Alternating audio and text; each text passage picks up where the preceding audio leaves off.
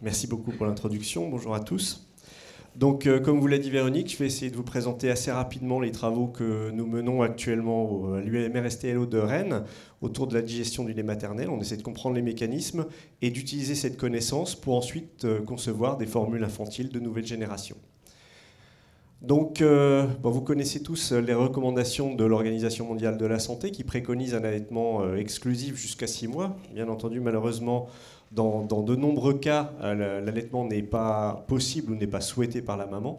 Et la seule alternative vraiment qui s'offre à elle, c'est l'utilisation donc de formules infantiles. Alors, on est quand même maintenant on a quand même pas mal d'éléments pour dire que le lait maternel, c'est quand même l'aliment, on va dire, idéal pour l'alimentation du nouveau-né. Il y a une étude et une revue qui a été écrite là-dessus par Marion Lemaire et Isabelle Luron très récemment, et qui montre que le lait maternel va favoriser un gain de poids lent, contrairement aux formules infantiles, va diminuer le risque d'infection gastro-intestinale, diminuer la glycémie et la sécrétion d'insuline, augmenter le cholestérol sérique, et, alors là, ça mérite peut-être d'être démontré de façon un peu plus précise, aurait tendance à diminuer le risque d'insulinorésistance et le développement de diabète de type 2 lorsque l'enfant devient adolescent et adulte. Alors, au niveau formule infantile, on produit actuellement plus de 2,5 millions de tonnes de formules infantiles chaque année. Et c'est vraiment un marché qui est colossal, qui représente environ 47 milliards de dollars et qui est en très forte croissance dans certaines parties du monde, notamment en Asie. On parle beaucoup de la Chine, aussi la Corée, l'Inde commence à y venir aussi. Et puis la zone Afrique, Moyen-Orient et l'Amérique du Sud. Et dans certains pays, on a des taux de croissance qui sont supérieurs à 50% d'ici 2025. Alors, si on regarde un petit peu plus en détail, quelles sont les différences et les similitudes entre le lait maternel, le lait de femme et les formules infantiles? Si on regarde la composition protéique, vous voyez ici que le lait de femme, il contient 40% de caséine. Dans le lait, il y a deux grandes familles de protéines. Dominique Dardeveux vous en a déjà parlé, les caséines et puis les protéines du lactosérum, ou dites protéines sériques. Vous voyez que le lait de femme a 40% à peu près de caséine et 60% de protéines du lactosérum, et parmi celles-ci, les majeures, ce sont l'alpha-lactalbumine et la lactoferrine. A contrario, le lait de vache contient, lui, 80% de caséine et 20% de protéines du lactosérum, et vous voyez que les protéines sont différentes, puisque la protéine majeure, c'est la bêta-lactoglobuline, qui n'est pas présente dans le lait maternel. Et si on regarde ce qui se passe au niveau des formules infantiles, on a réussi à rééquilibrer le ratio caséine sur protéines sériques et le rendre identique à celui du lait de femme, puisqu'on a 40%, en tout cas sur les formules premier âge, 40% de caséine et 60% de protéines du lactosérum. Mais vous voyez que la nature des protéines est différente, puisqu'on a majoritairement de la bêta-lactoglobuline. Alors on a des différences de composition, mais aussi des différences de structure. Les protéines, comme je vous l'ai montré, ne sont pas les mêmes, les protéines notamment du lactosérum, elles ont des structures différentes. Et puis les caséines sont des protéines qui sont associées, assemblées, à l'échelle supramoléculaire sous forme d'une structure qu'on appelle la micelle de caséine, qui est en fait une petite pelote de protéines. Et vous voyez que dans le lait maternel, cette petite pelote, elle fait environ 60 nanomètres de diamètre, alors qu'elle est 3 fois plus grosse dans le lait de vache. Et si on regarde ce qui se passe au niveau des formules infantiles, au cours de la fabrication des formules infantiles, on va appliquer un certain nombre de procédés de transformation, notamment des traitements thermiques successifs qui vont avoir un effet cumulatif et qui vont entraîner en fait la dénaturation et l'agrégation des protéines du lactosérum pour former des gros agrégats solubles. Et certains de ces agrégats vont être également collés à la surface de la micelle de caséine et recouvrant ainsi la micelle de caséine. Donc vous voyez qu'on a des structures qui sont quand même très différentes entre un produit natif et un produit transformé. Si on regarde ce qui se passe au niveau des lipides, c'est pareil. On a essayé de suivre à peu près la composition, en tout cas le ratio entre acide gras polyinsaturé et acide gras saturé du lait de femme. Mais c'est surtout au niveau structural qu'on a des grosses différences, puisque dans le lait de femme comme dans le lait de vache, les lipides ils sont organisés sous forme d'une structure qu'on appelle le globule gras, qui est une structure assez complexe qui fait 4 à 5 microns de diamètre, et qui est constitué par un cœur de triglycérides entouré par une tricouche de phospholipides. Et dans cette tricouche, il y a tout un tas de protéines et de lipides mineurs quantitativement, mais qui peuvent jouer un rôle biologique majeur, qui sont encapsulés en fait entrappés en fait dans cette structure de membrane très particulière. Et lorsqu'on regarde ce qu'il y a au niveau des formules infantiles, là encore, on a des procédés de transformation qui sont appliqués au cours de la fabrication, notamment des procédés d'homogénéisation, qui vont en fait casser cette structure du globule gras et transformer les lipides sous forme de petites gouttelettes lipidiques. Donc là, on est sur des structures beaucoup plus petites et qui sont en fait entourées des protéines du lait, qui sont stabilisées par les protéines laitières. Donc là encore, vous voyez qu'on a des différences structurales qui sont très importantes entre les différents types d'aliments. Alors, si on regarde maintenant quelles sont les conséquences de ces différences de composition, de ces différences structurales, eh bien, on voit que lorsque les deux produits sont ingérés, ils vont avoir un comportement différent dans le tube digestif du nourrisson. En particulier, si on s'intéresse par exemple au temps de demi-vidange, c'est-à-dire le temps qui est nécessaire pour que 50% de la prise alimentaire passe de l'estomac jusqu'à l'intestin grêle.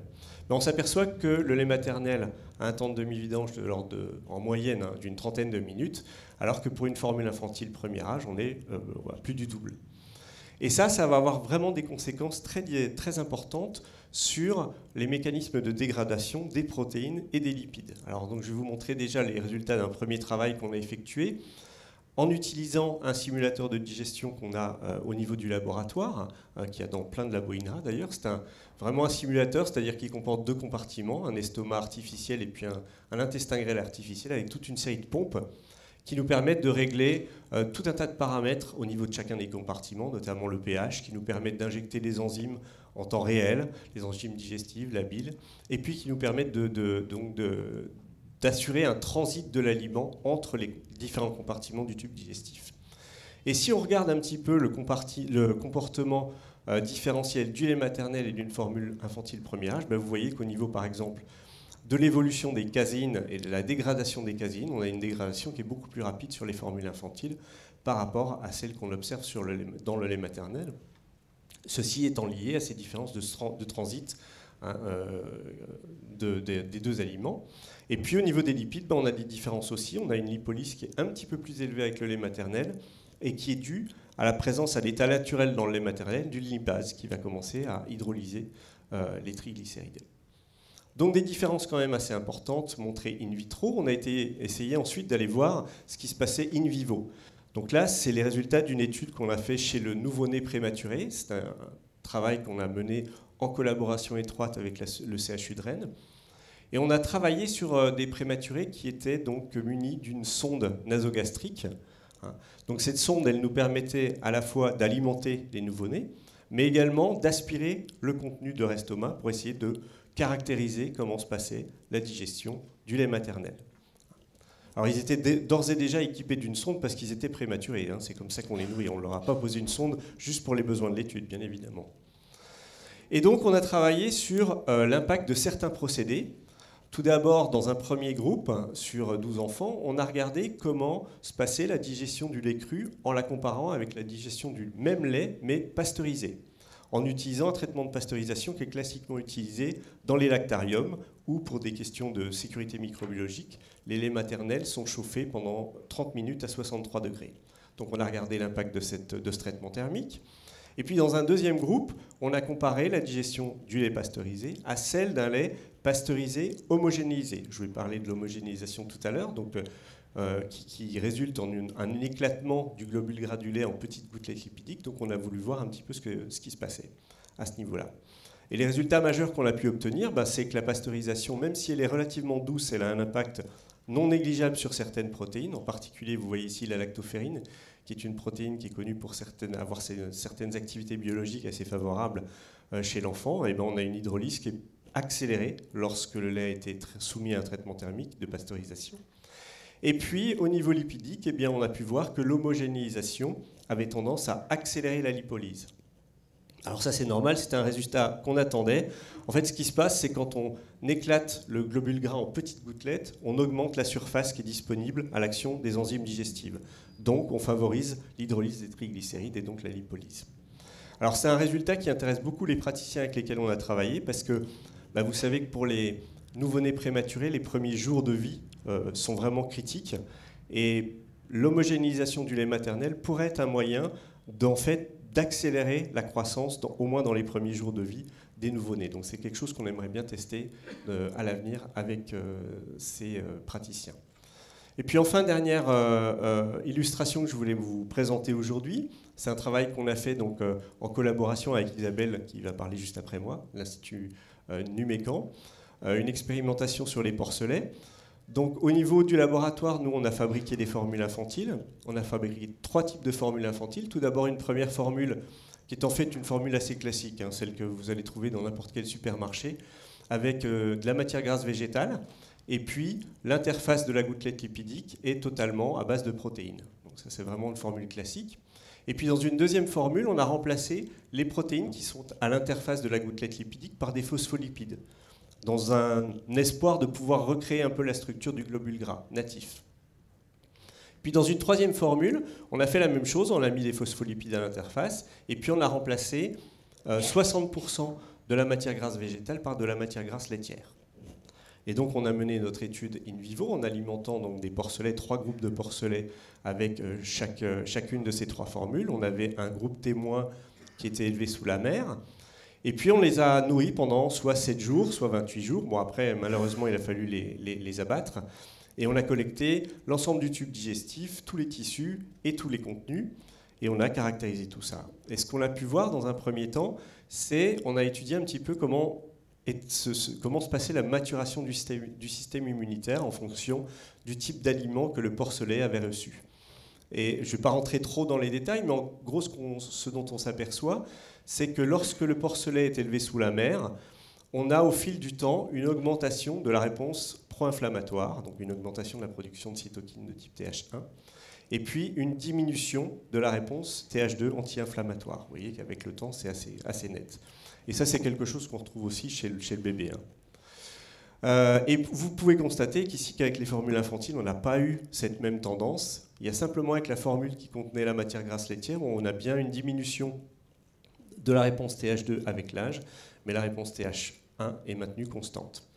Ensuite, on a été voir comment était constitué le microbiote intestinal de ces porcelets, et on a pu voir qu'on était tout à fait capable de parfaitement distinguer les différents lots en fonction de l'aliment qu'ils avaient reçu.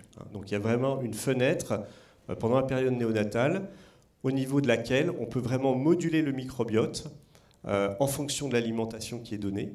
Et il y a une étude encore plus récente, je ne sais pas si Isabelle en parlera, mais qui a montré que l'effet il avait lieu à court terme, donc au moment de la période néonatale, mais aussi à long terme. C'est-à-dire que si les animaux grandissent et qu'ensuite ils sont soumis à un stress nutritionnel, ceux qui ont eu déjà leur microbiote est différent, et en plus ceux qui ont reçu le lait de la truie sont beaucoup mieux protégés par rapport à ce stress nutritionnel que les autres. Alors, ensuite, je vais bientôt terminer, si la diapo suivante veut bien passer, oui. Donc j'en suis aux perspectives. Alors qu'est-ce qu'on peut afficher comme perspectives possibles d'innovation? Je pense qu'il y en a pas mal finalement au niveau des formules infantiles. Alors j'en ai listé pas mal, hein, j'en ai listé quelques-unes. Tout d'abord, je pense qu'on peut jouer beaucoup sur l'aspect composition et structure protéique, hein, je vous en ai déjà parlé. Il y a certaines protéines qui sont très peu présentes dans les formules infantiles et sur lesquelles on travaille pour voir comment on peut augmenter leur concentration, notamment la lactoferrine et l'alpha-lactalbumine. On peut essayer vraiment de travailler en limitant la dénaturation, l'agrégation des protéines.